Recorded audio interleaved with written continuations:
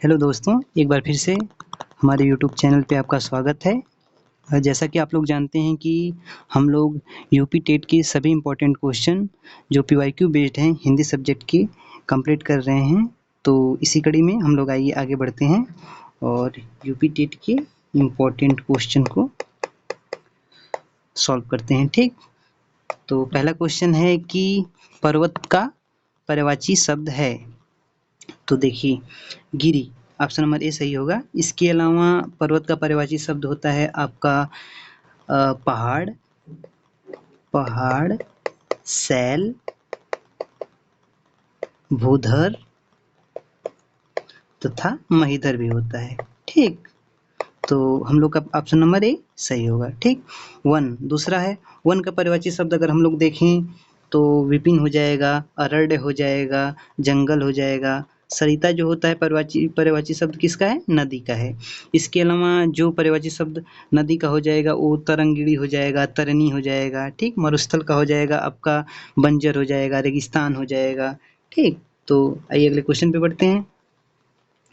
उन्नति का विलोम शब्द है। उन्नति का क्या हो जाएगा? प्रगति होगा नहीं, अवनति। उन्नति क्या हो जाएगा? अवनति। ठीक, ऑप्शन नंबर क्या हो जाएगा? बी सही हो जाएगा।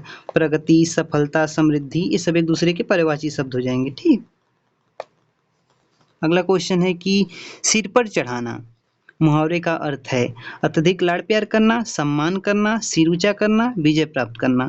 तो ऑप्शन नंबर एक क्या हो जाएगा? अत्यधिक लाड़ प्यार करना। ठीक, अगला क्वेश्चन देखते हैं। जो सब कुछ जानता हो उसके लिए एक शब्द है, क्या हो जाएगा? जो सब कुछ जानता हो तो क्या हो जाएगा? सर्वज्ञ हो जाएगा। ठीक, आइए ऑप्शन नंबर क्वेश्चन नंबर अब देखते हैं। अगला वो है कि राजमार्ग में कौन सा समास है।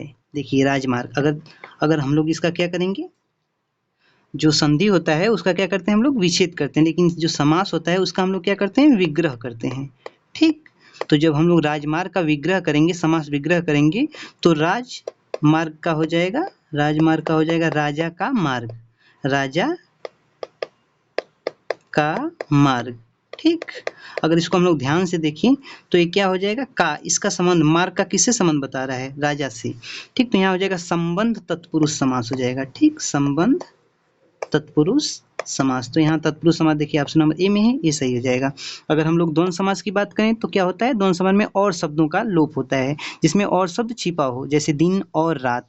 इसमें हाइफन याद कर लीजिए कि हाइफन अगर जहाँ लगे रहे तो मोस्टली क्या होता है? वो द्वंद्व समास होता है। ठीक, जैसे दिन रात हो गया, माता पिता हो गया, ठीक, उजाला अंधकार हो गया, ये सारे शब्द क्या हो जाएंगे? द्वंद्व समास हो जाएंगे।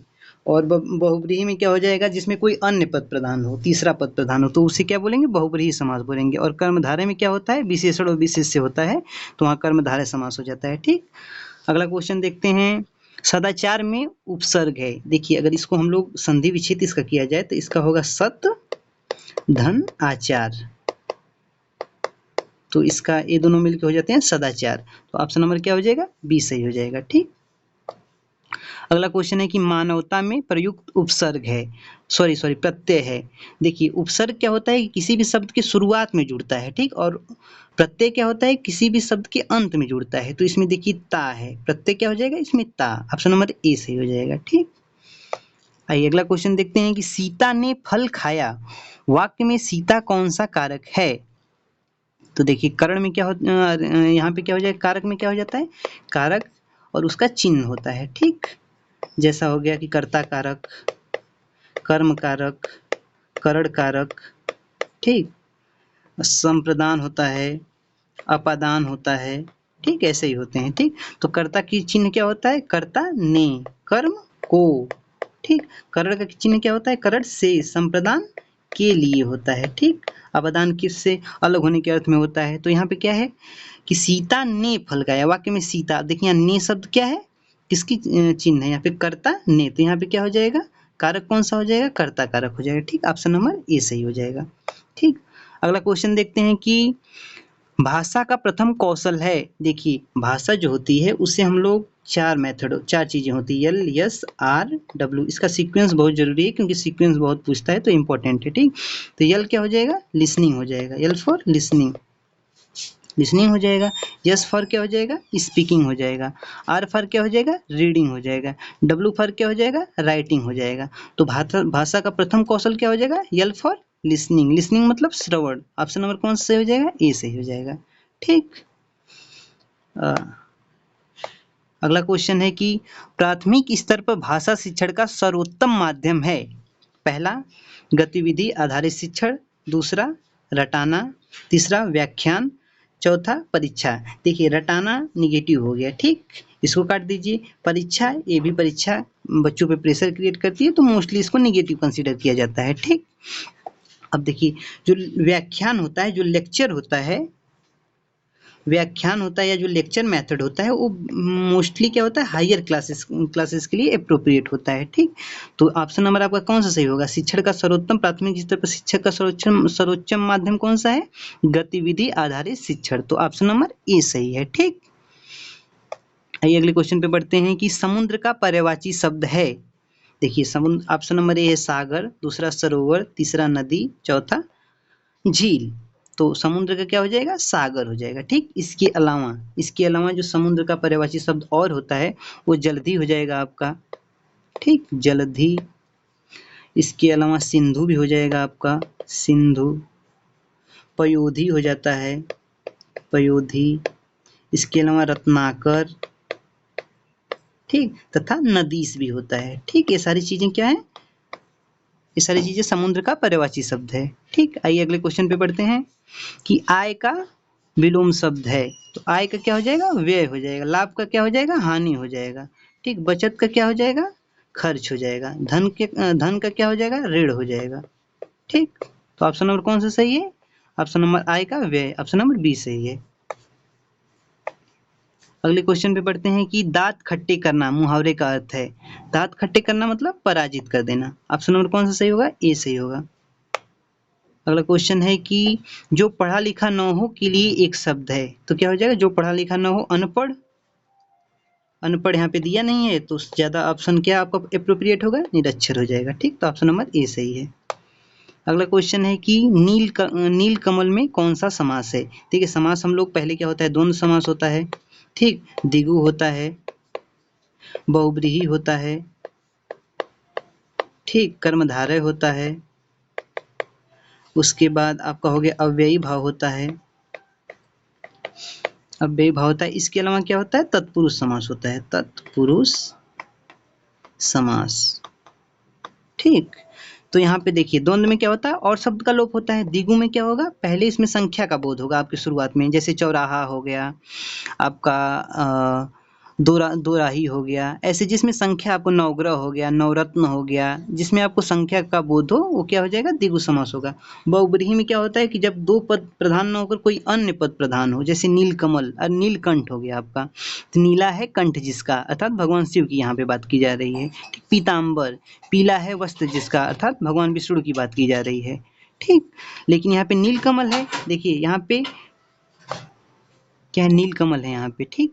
तो नीलकमल में क्या है, यहाँ पे देखिए विशेषता किसका बता रहा है, कमल की विशेषता कौन बता रहा है, नील, ये बता रहा है सब नील, यानी कि नीला है जो कमल, नीला है जो कमल।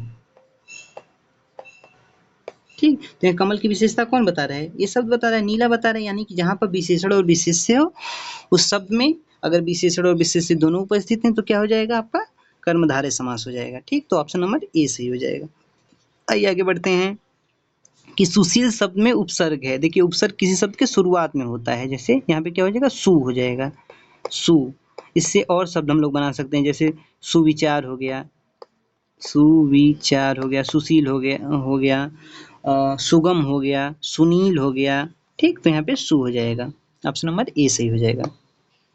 बालपन में प्रत्यय है। प्रत्यय क्या होता है, जो शब्द के अंत में जुड़ा हो, जैसे पन, यहाँ पे देखिए बालपन, ऑप्शन नंबर क्या हो जाएगा, ए सही हो जाएगा। इसके अलावा अगर पन से शब्द बनाया जाए तो पन से शब्द बनाया जाएगा तो हो जाएगा बचपन हो जाएगा आपका, बालपन हो जाएगा, नटखटपन हो जाएगा, बहुत सारे शब्द बना सकते हैं। ठीक। तो अगला क्वेश्चन है आपका, मोहन ने कलम से लिखा में कलम से कौन सा कारक है। अब देखिए यहाँ पे करण क्या यहाँ पे क्या हो गया, कारक हो जाता है और यहाँ पे चिन्ह हो जाता है। ठीक, तो यहाँ पे कर्ता अगर रहता है कारक तो वहाँ पे क्या होता है, चिन्ह उसकी क्या होती है, कर्ता नहीं हो गया। कर्म अगर कारक रहता है तो कर्म, कर्ता नहीं कर्म हो। करण रहता है तो क्या, करण से। ठीक, अब देखिए कलम से। ठीक, आपको चिन्ह याद करनी पड़ेगी। तो यहाँ पे कलम से, तो कौन सा कारक हो जाएगा, करण कारक हो जाएगा। तो ऑप्शन नंबर ए सही हो जाएगा। ठीक, अगला क्वेश्चन देखते हैं कि पठन कौशल का उद्देश्य है अर्थ ग्रहण करना, केवल उच्चारण करना। देखिए केवल शब्द जहाँ आ गए वो निगेटिविटी को शो करता है, यानी कि वो सेंटेंस गलत होने का ज़्यादा चांस रहता है। ठीक, तो यहाँ पे केवल इसमें भी है, देखिए केवल इसमें भी है, तो ये तीनों कट जाएंगे। ठीक, आपका जो विकल्प सिर्फ और सिर्फ बचेगा जो सही होगा वो अर्थ ग्रहण करना हो गया। ठीक, अगला क्वेश्चन देखते हैं कि प्राथमिक स्तर पर भाषा शिक्षण में किसे अधिक महत्व दिया जाता है। बच्चों के अनुभव, कठिन व्याकरण, रटना। देखिए रटना को काट देंगे हम लोग पहले से ही, केवल परीक्षा इसको भी हम लोग काट देंगे। कठिन व्याकरण, बच्चे को जितना आसानी से आसानी या सुगम से सुगम भाषा में पढ़ा सकते हैं वो उतना ही सही रहेगा। तो ए भी कट गया आपका, सिर्फ और सिर्फ कौन सा बच्चा, ए, बच्चों के अनुभव। अगला क्वेश्चन है कि चंद्रमा का पर्यायवाची शब्द है, तो आपका शशि, भानु, दिवाकर, रवि, ये सारे क्या हैं, ये सूर्य के पर्यायवाची शब्द हैं, ये तीनों सूर्य की। ठीक, अब देखिए शशि कौन सा बचा, ये चंद्रमा का हो गया। ठीक, इसके अलावा भी चंद्रमा के बहुत सारे पर्यायवाची शब्द होते हैं।